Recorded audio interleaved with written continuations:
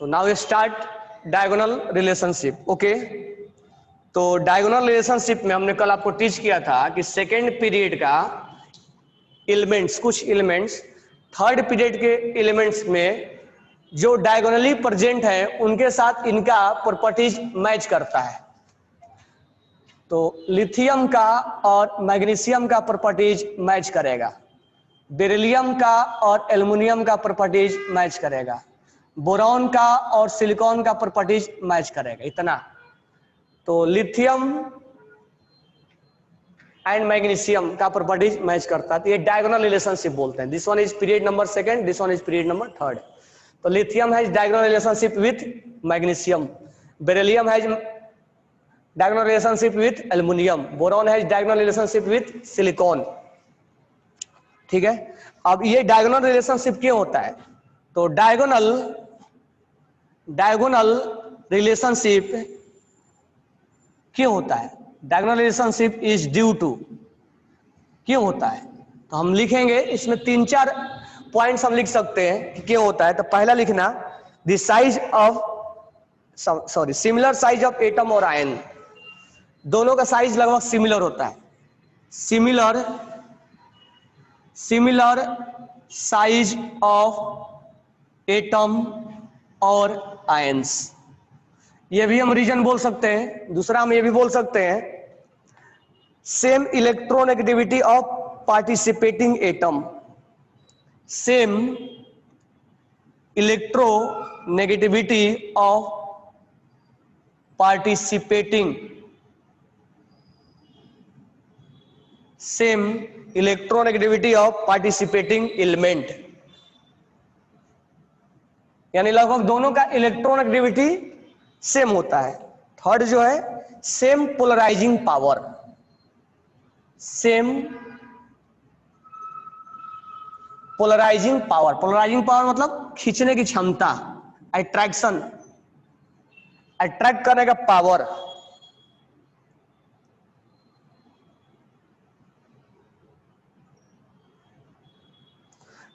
ठीक है, लेकिन एक चीज और ध्यान रखना, डायगोनल रिलेशनशिप में बहुत सारा प्रॉपर्टीज तो मैच करता है, लेकिन वैलेंस इलेक्ट्रॉन मैच नहीं करता है।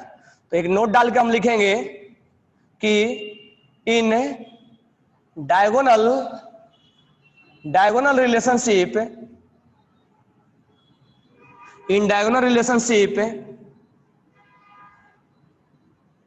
Valence electron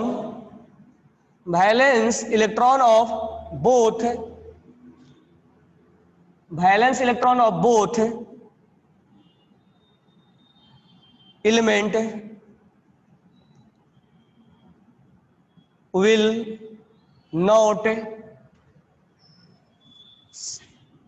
not be same। दोनों का वैलेंस इलेक्ट्रॉन सेम नहीं होता है, दोनों का वैलेंस इलेक्ट्रॉन अलग अलग होता है। Polarising power of cation, polarising power उसको डिफाइन किया गया है केमिकल बॉन्डिंग में, इसको बताएंगे फजांस रूल में। पोलराइजिंग पावर वहां पर रियल इसका मीनिंग दिखाएंगे कि रियल मीनिंग क्या होता है। पोलराइजिंग पावर मतलब खींचने की क्षमता, ability. Polarising power of cation, जिसको हम बोलते हैं अल्फा, जो होता है आयनिक चार्ज ऑफ केटायन, यानी आयनिक charge on cation upon ionic radius of cation, ionic radius of cation का स्क्वायर, यानी इसके रेशियो को बोला जाता है पोलराइजिंग पावर। ऐसे नॉर्मल मीनिंग क्या हुआ? तो केटायन को खींचने की क्षमता, अपने तरफ अट्रैक्ट करने की क्षमता, क्योंकि केटायन जो है प्लस को क्या करेगा, पॉजिटिव को क्या, नेगेटिव को क्या करेगा, अट्रैक्ट करेगा। तो जो पॉजिटिव पार्ट है वो नेगेटिव पार्ट को अट्रैक्ट करता है, तो अट्रैक्ट करने की क्षमता, एबिलिटी। और उसको नॉर्मली, ये तो हमने मीनिंग बताया कि पोलराइजिंग पावर का मीनिंग क्या होता है। नॉर्मली जो पोलराइजिंग पावर होता है वो होता है चार्ज अपॉन रेडियस के स्क्वायर के बराबर होता है, चार्ज अपॉन रेडियस के स्क्वायर के बराबर होता है, वही पोलराइजिंग पावर है। ठीक है, जो डायगोनली होते हैं इनके बहुत सारे प्रॉपर्टीज क्या होते हैं, मैच होता है। तो डायगोनल रिलेशनशिप में, डायगोनल रिलेशनशिप क्यों बोला गया है, क्योंकि इनका प्रॉपर्टीज इनसे क्या होता है, मैच करता है, बहुत सारा प्रॉपर्टीज मैच करता है, इसलिए तो हम डायगोनल रिलेशनशिप बोलते हैं। तो diagonal relation, diagonal relationship elements having approx same properties, सारे नहीं लेकिन बहुत सारा,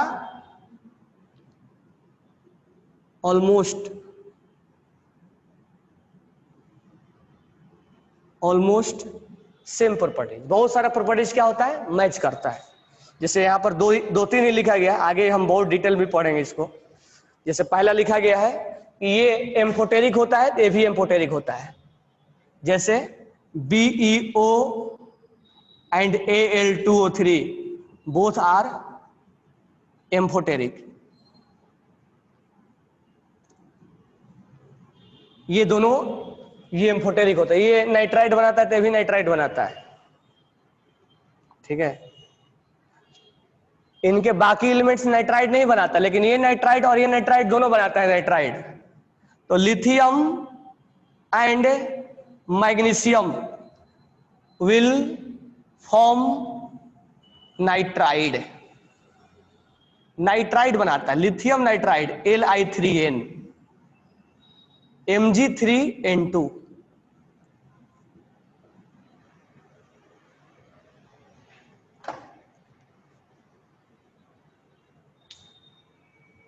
diagonal relationship having almost same properties।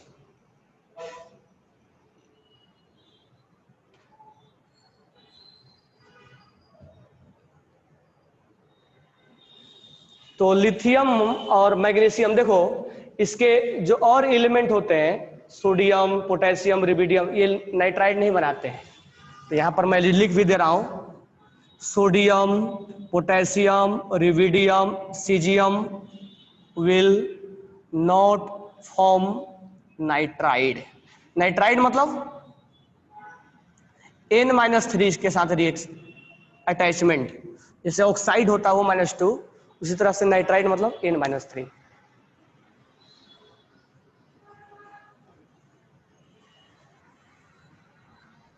तो ये डायगोनल रिलेशनशिप में, डायगोनल रिलेशनशिप मतलब ऑलमोस्ट इनका प्रॉपर्टीज मिलता है। यहाँ एक दो एग्जांपल दिया हुआ कौन कौन से प्रॉपर्टीज मिलते हैं। जैसे ये दोनों एम्फोटेरिक होते हैं, इनका दोनों का नाइट्राइड बनता है। अच्छा, डायगोनल रिलेशनशिप सिमिलर होने का, सेम होने का रीजन क्या है, तो लगभग दोनों का साइज क्या है, सिमिलर है। लेकिन एक मैं आपको एक्सेप्शन भी बताया था यहाँ पे, याद होगा आपको, lithium plus is larger than Mg+2 radius, slightly बड़ा होता है ये, एक मैंने एक्सेप्शन आपको बताया था यहाँ पे।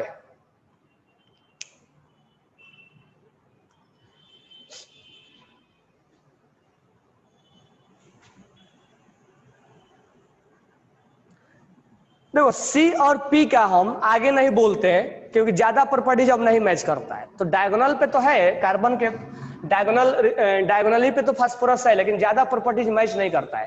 लेकिन बोलने के लिए हम बोलते नहीं कि बहुत ज्यादा प्रॉपर्टीज मैच नहीं करता है, यहीं तक हम रुक जाते हैं। लेकिन बोलने के लिए हम बोल भी सकते हैं, ऐसा नहीं कि नहीं बोल सकते लेकिन उस केस में हम ज्यादा प्रॉपर्टीज नहीं दिखाता वो, इसीलिए हम ऑलमोस्ट 3 तक ही लेते हैं सेट। अदरवाइज हम पूरे सेट को ले सकते हैं, कोई प्रॉब्लम है नहीं हमारे को।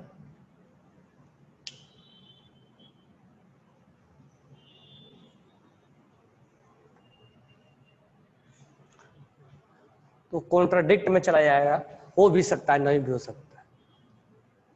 तो ऑप्शन के अनुसार से देख लेंगे, अगर है तो मार देंगे।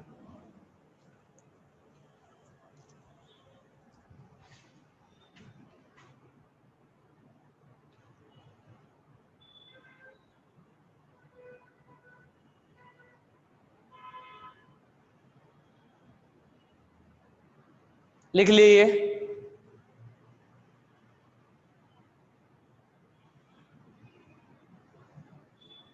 ओके, सबने लिखा क्या?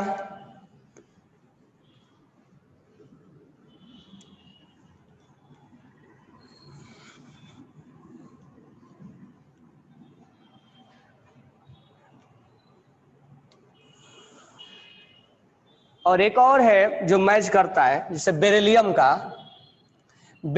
का B2C और Al4C3 ऑन हाइड्रोलाइसिस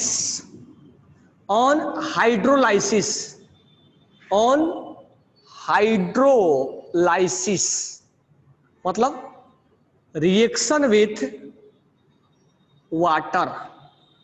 जब दोनों के वाटर से हम रिएक्शन कराते हैं, इट फॉर्म, दोनों बनाते हैं मीथेन, CH4 मीथेन।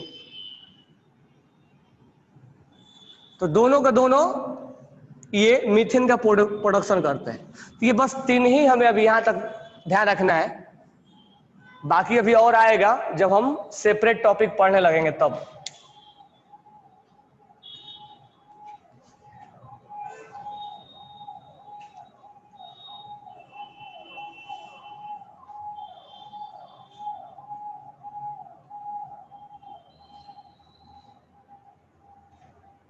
हाँ, हाइड्रोजन इज, वो भी लिखवाया था मैंने, lithium plus is larger than Mg+2 और हाइड्रोजन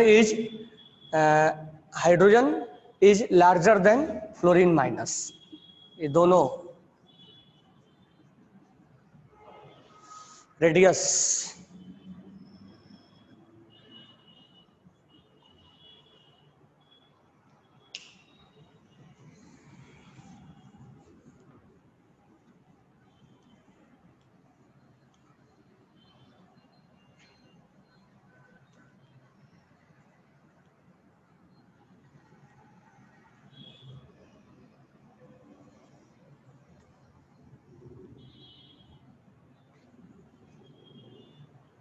चलो नेक्स्ट जो टॉपिक है पेज नंबर 15 पे ही, anomalous properties of second period.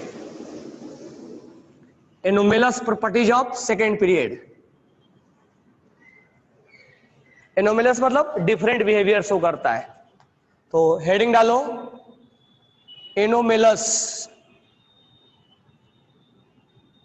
Anomalous properties of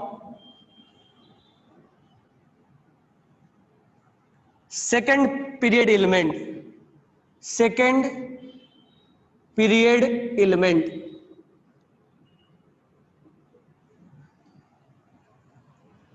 यानी second period element lithium, beryllium, boron, carbon, nitrogen, oxygen, fluorine और neon, sodium, magnesium, aluminium, silicon, phosphorus, sulphur, chlorine, argon. चलो इतना ही लिखते हैं। अब इसमें और भी पीरियड होते हैं, हम यहां बात कर रहे हैं सेकेंड पीरियड का। कह रहा है कि anomalous properties of second period. Second period जो है ये वाला, ये बाकी पीरियड से थोड़ा डिफरेंट बिहेवियर दिखाता है। मतलब क्या क्या डिफरेंट दिखाएगा, तो देखो इसमें तो एक, जब हम कॉन्फ़िगरेशन निकालते हैं तो तुम्हें याद होगा 1s2, 2s2 और 2p क्या आता है, 5 आता है। इसमें d आता नहीं है, इसमें d आता है 1s2, 2s2, 2p6, 3s2, chlorine का ही निकालते हैं 3s2, 3p6, 3p6 आता है। अब इसमें बोलोगे सर d कहाँ है 3 में d। हाँ, भले हम 3p के बाद 4s भरते हैं, लेकिन 3 में तो d चला गया ना। 3 में भरते भरते भले 3p के बाद 4s भरते हैं, लेकिन 1 2 3 में s p और d। अब इसके वजह से आगे जो बॉन्डिंग में होगा ना, बॉन्डिंग में बहुत सारा चेंजेस ला देता है। इसी के वजह से, इस d के वजह से बहुत ज्यादा यहाँ जंपिंग करा देते हैं हम बाद में। यहाँ d नहीं होता है, 2 में d नहीं होता है, 2 में d होता ही नहीं, जबकि यहाँ 3 में d होता है। इसके वजह से बहुत सारा चीजें डिफरेंट दिखने लगते हैं बॉन्डिंग में। क्लोरीन केवल, इसका केवल -1 होता है, लेकिन इसी की वजह से इसका -1 भी होता है, +1 भी होता है, +3 भी होता है, +5 भी होता है, +7 भी होता है, वैलेंसी या ऑक्सीडेशन स्टेट। लेकिन इसका केवल -1 होता है। इसी की वजह से ये हम केमिकल बॉन्डिंग में अच्छे से बताएंगे क्यों ऐसा हो रहा है, ठीक है। तो यहाँ पर मैं 1 बाय 1 स्टेप पढ़ रहा हूं, तो इसका मीनिंग मैं समझाया कि एनोमलस का मतलब क्या हुआ। एनोमलस मतलब डिफरेंट, कुछ अलग टाइप का बिहेवियर दिखा देता है। तो पहला पॉइंट क्या लिखा हुआ है, in the first element of each group in S and P block except noble gas different in many aspects.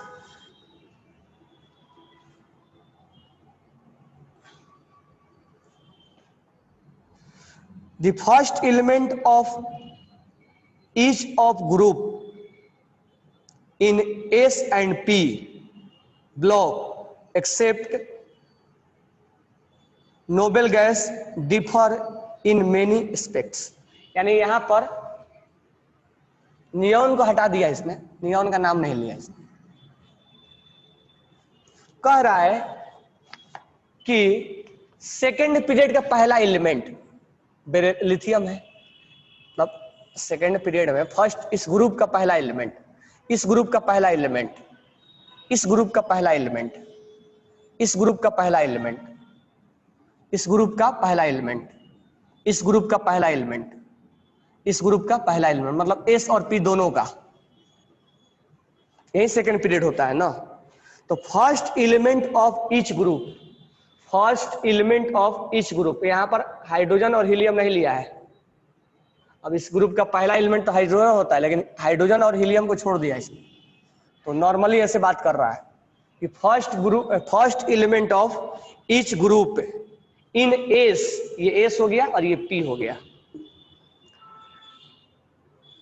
S and P block aspect noble gas differ in many aspect, बहुत सारी चीजों में अलग होता है, from the other element other member of their respective group, उसके नीचे वाला ग्रुप से जो होता है उनका बिहेवियर इनमें और इनमें थोड़ा डिफरेंट होता है। कौन कौन सा बिहेवियर डिफरेंट होगा, मतलब और मेंबर जो नीचे मैंने लिखा नहीं है, यानी इनका बाकी के साथ जो बिहेवियर है वो अलग होगा। चलो पहला, बहुत सारी चीजें अलग होते हैं, जैसे एक चीज मैंने अभी अभी बताया, एक लिखा था मैंने, lithium will form nitride but rest of the member will not form nitride. एक मैंने अभी अभी लिखा भी था, helium, lithium, sodium, potassium, rubidium, caesium, बेटा मांगे कार, स्कूटर, बाप रोए।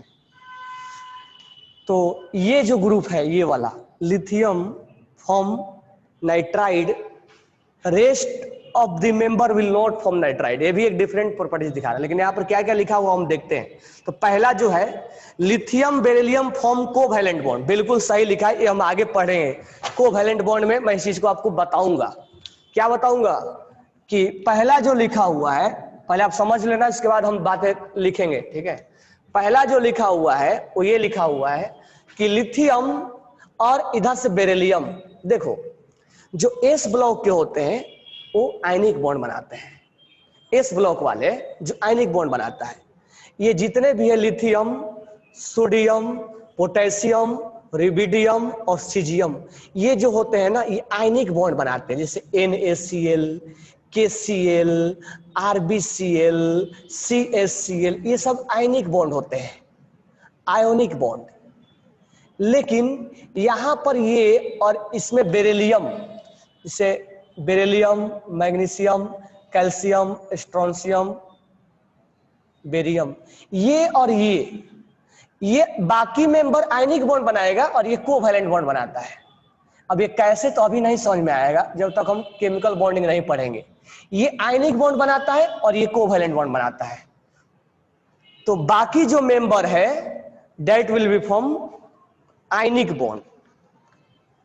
ये वाला, ये इसके हम आगे नहीं जा रहे हैं, ये वाला केवल बातें कर रहे हैं, इस ब्लॉक वाला बातें कर रहे हैं हम, केवल हम यहां बातें कर रहे हैं, ठीक है, यहां वाला बातें कर रहे हैं। ये आयनिक बॉन्ड बनाते हैं, मोस्टली आयनिक बॉन्ड बनाते हैं। लेकिन ये दोनों जो होते हैं वो, हम इधर के बारे में बातें नहीं कर रहे हैं क्योंकि इधर बनाता है कोवैलेंट, हम एस ब्लॉक के बारे में बातें कर रहे हैं। ये एस है और ये पी है। तो ये दोनों जो होते हैं अपने ग्रुप में जो सेकेंड पीरियड वाला होते हैं ये कोवैलेंट बॉन्ड बनाते हैं, बाकी आयनिक बनाते हैं। इधर हम बातें नहीं कर रहे कि वो बनाते हो कोवैलेंट बनाते हो। नेक्स्ट पॉइंट,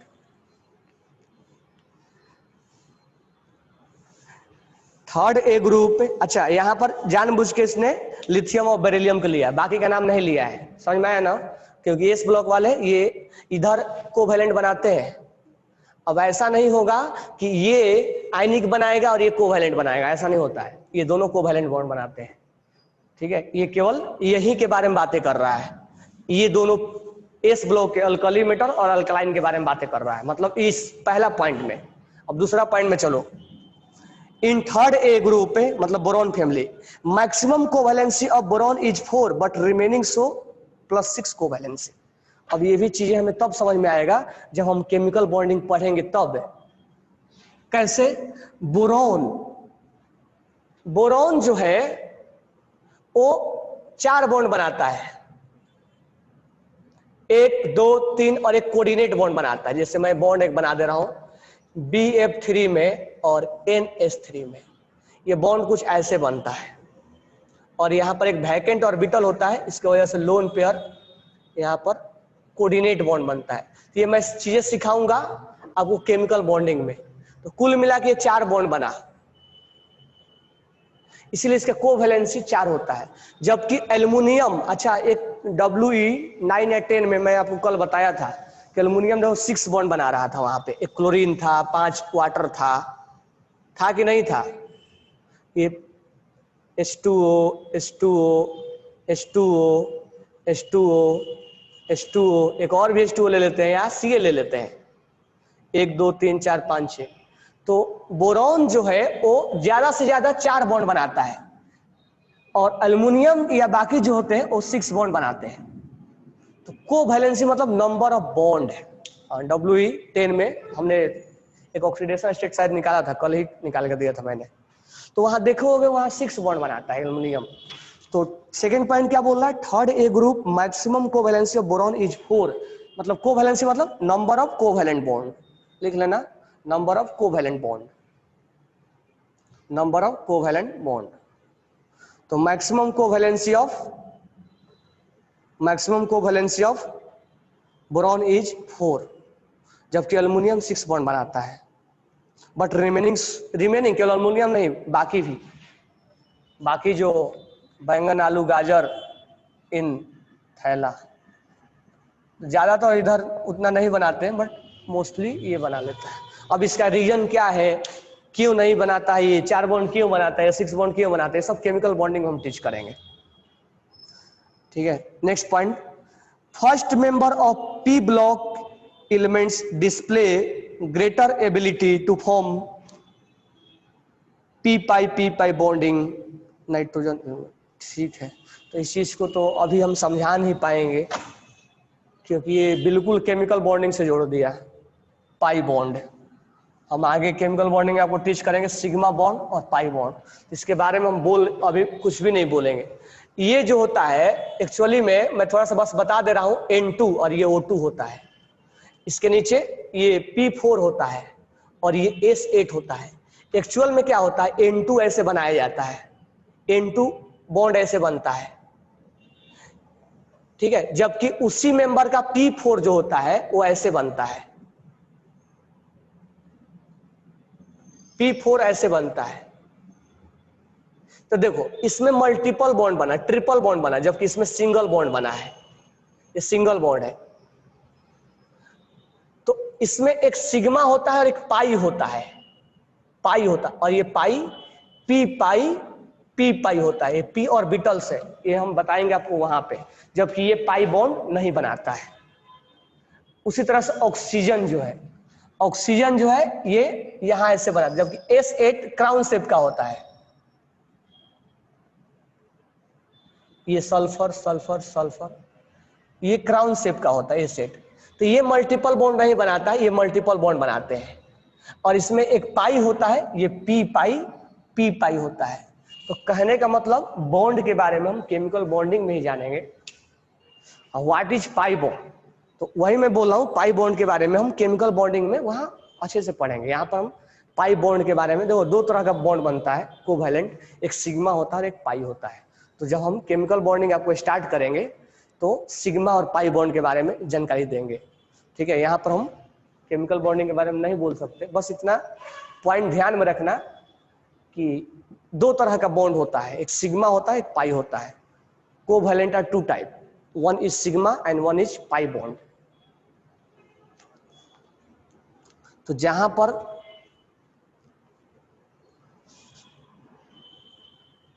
हाँ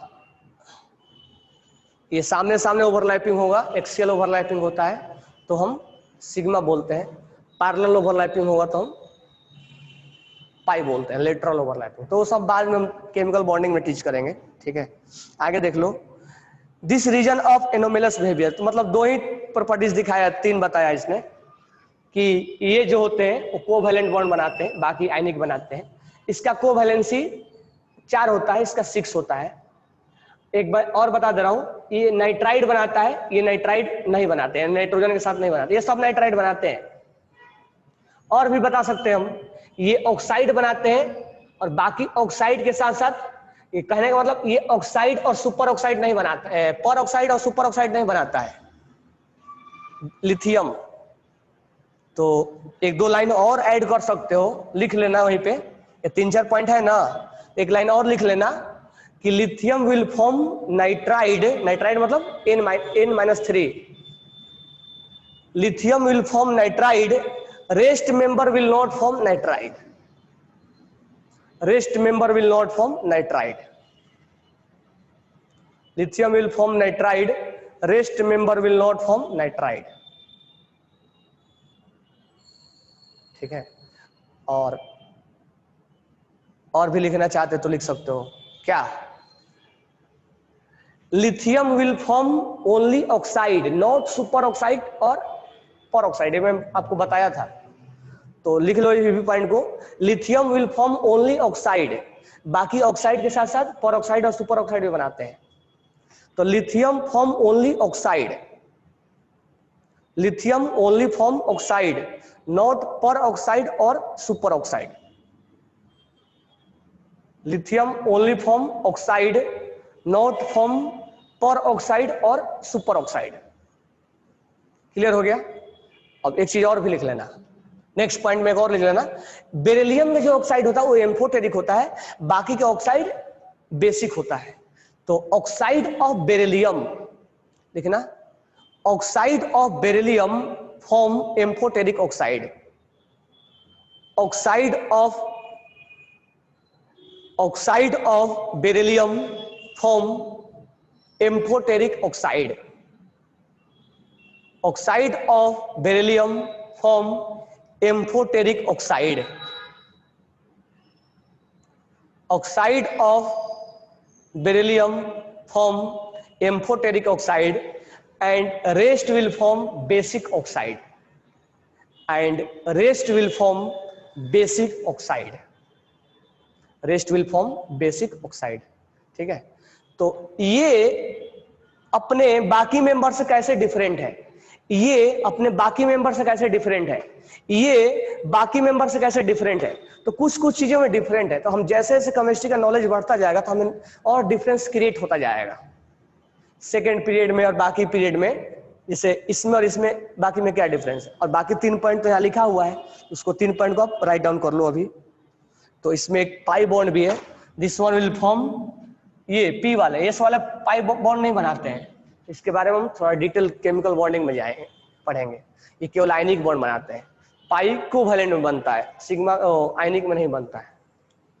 तो it will form multiple bond 2।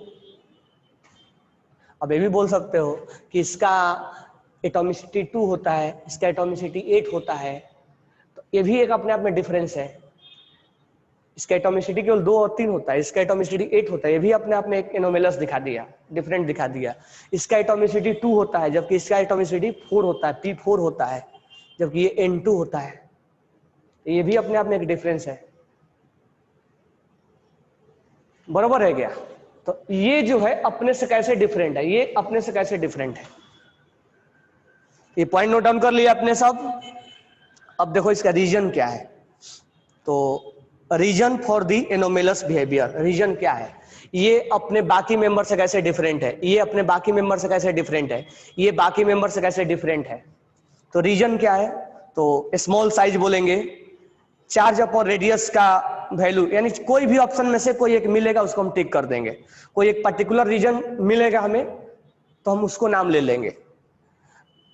High electronegativity, ये ग्रुप इनसे ज्यादा इलेक्ट्रोनेगेटिविटी इसका होता है, तो इसका भी एक रीजन, इस रीजन की वजह से बाकी से क्या है, डिफरेंट है। हम बाकी से डिफरेंट क्यों है, तो ये हो सकता है कि इसका इलेक्ट्रोनेगेटिविटी ज्यादा हो, या चार्ज अपॉन रेडियस का वैल्यू इसका क्या होता है, ज्यादा होता है, ठीक है। और इसमें अब्सेंस ऑफ वैकेंट ऑर्बिटल, वही मैं बोला था कि इसमें एक डी होता है, इसमें डी होता है, इसमें डी नहीं होता है, इसके वजह से बहुत सारा प्रॉपर्टी अलग अलग दिखाने लगता है। वही मैं आपको बोला था कि यहां पर हम जब फिलअप करते हैं तो केवल 2 तक फिलअप होता है, और 2 में एस और पी होता है, जबकि यहां पर 3 होता है, और 1 2 3, और यहां पर एस और पी, और यहाँ डी खाली रहता है। 2s2 2p6 मैक्सिमम भरते हैं इसका नियॉन का, सॉरी आर्गॉन का, लेकिन ये 3d खाली रहता है, इसको बोलते हैं vacant orbital.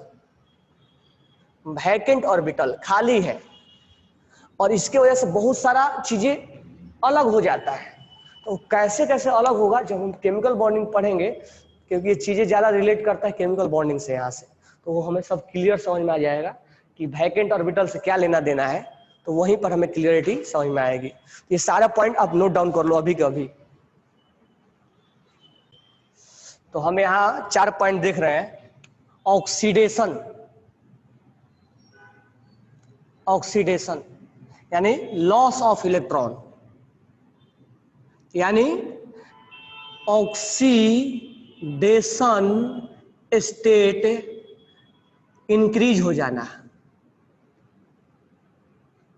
Reduction, reduction, gain of electron, मैंने ऑलरेडी आपको टीच किया हूं। और यहां ऑक्सीडेशन स्टेट डिक्रीज हो जाता है, ठीक है। ऑक्सीडाइजिंग एजेंट, ऑक्सीडाइजिंग एजेंट यानी सेल्फ क्या होना, सेल्फ रिड्यूस होना, सामने वाला को ऑक्सीडाइज करना। रिड्यूसिंग एजेंट, सेल्फ क्या होना, सेल्फ ऑक्सीडाइज होना, उल्टा, और सामने वालों को रिड्यूस करना।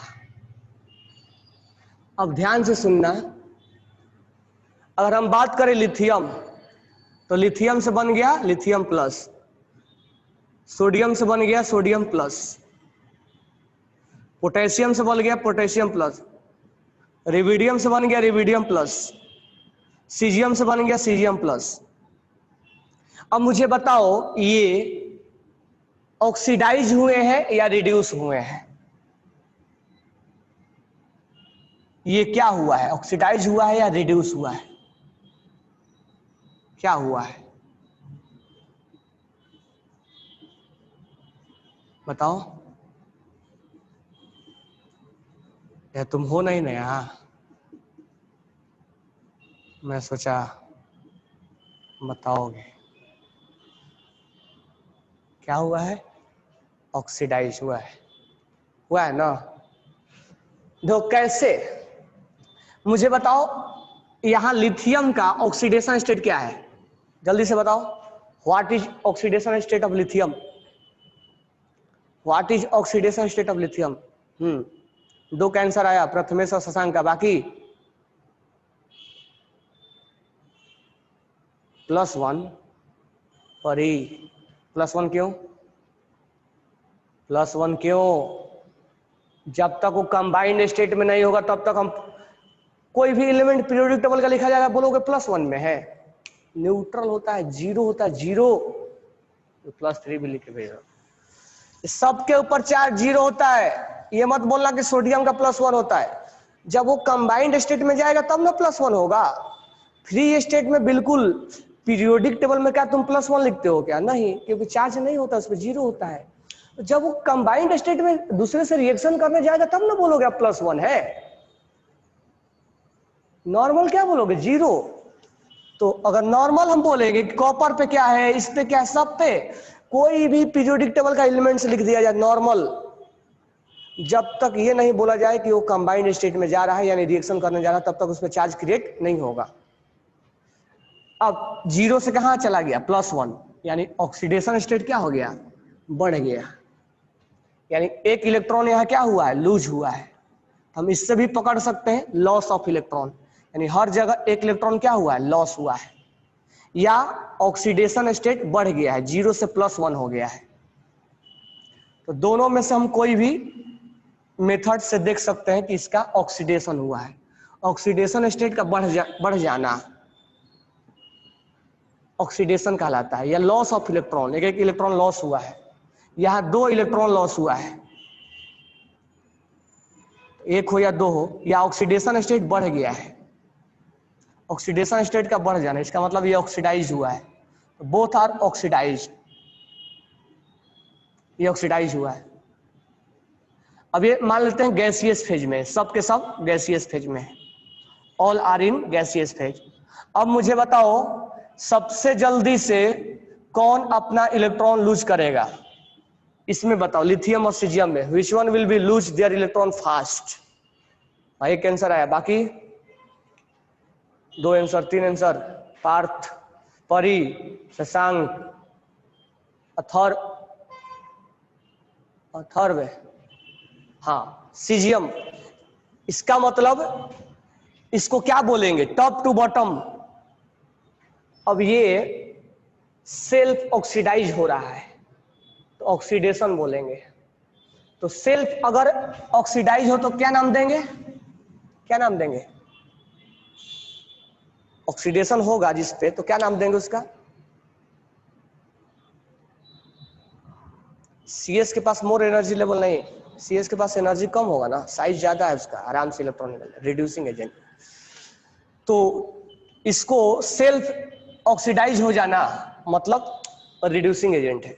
तो मुझे बताओ top to bottom reducing agent क्या होगा? From top to bottom, from top to bottom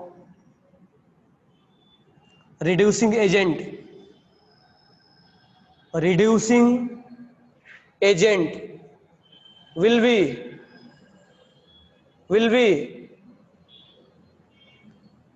increase, और एक पॉइंट और लिख लेंगे, इन गैसियस फेज। और एक पॉइंट और लिख लो, मैं समझाऊंगा लेकिन बाद में। From top to bottom reducing agent, reducing character बोल दो क्या? reducing character या reducing agent एक ही है। reducing character will decrease in aqueous phase। अब इसका मैं लॉजिक बाद में दूंगा। अगर मान लो लिथियम है, ठीक है, यहां मैं लिख रहा हूं, लिथियम है गैसियस फेज में, लिथियम से कम होगा, लिथियम का सोडियम का ज्यादा होगा गैसियस फेज में, पोटेशियम का और ज्यादा होगा गैसियस फेज में, रिबिडियम का और ज्यादा होगा गैसियस फेज में, सीजियम का और ज्यादा होगा गैसियस फेज में, लेकिन लिथियम का एक्वस फेज में पानी के अंदर ज्यादा होगा, सोडियम का कम होगा। ऐसा क्यों? तो मैं डिस्कशन अभी किया, इसके बारे में हम बाद में करेंगे। पोटेशियम एक्वस में, रिबिडियम एक्वस में, last one is caesium aqueous में। इसका मैं डिस्कशन बाद में दूंगा, लेकिन इसका मैं दिया जो आसानी से इलेक्ट्रॉन को लूज कर दे, आसानी से ये लूज करेगा। तो गैसियस फेज में और एक्वस फेज में अलग अलग हो जाता है।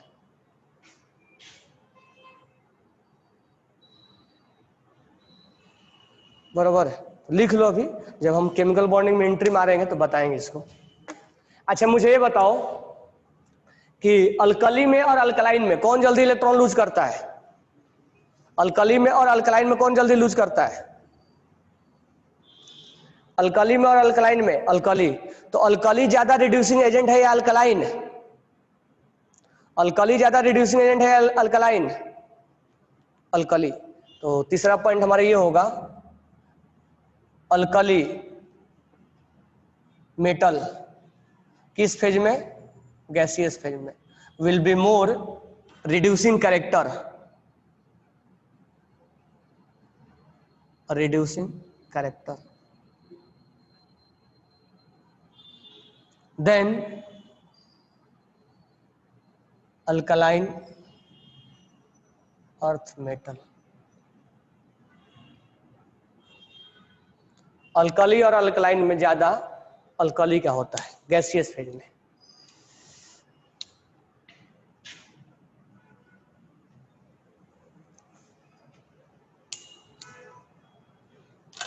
क्योंकि जब इलेक्ट्रॉन लूज होते हैं तो याद होगा आयनेशन एनर्जी में क्या बोला था मैंने कि एटम कब लूज होंगे? गैसियस फेज में लूज होता है, सॉलिड फेज में इलेक्ट्रॉन लूज नहीं होते हैं। इन एक्वस फेज में अल्कली का ही ज्यादा होता है, वहां 2 इलेक्ट्रॉन लूज करना है ना, उसका लॉजिक थोड़ा हम जब बताएंगे तब क्लियर करेंगे। एक्वस फेज में इसी का ज्यादा हो।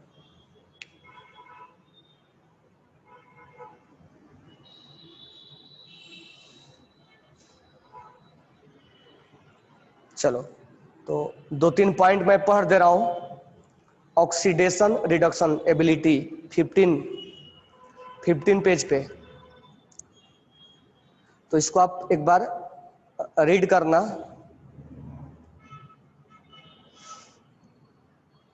ठीक है, ये पॉइंट मैंने लिखवा दिया, एक बार आप खुद राइट डाउन करके आना।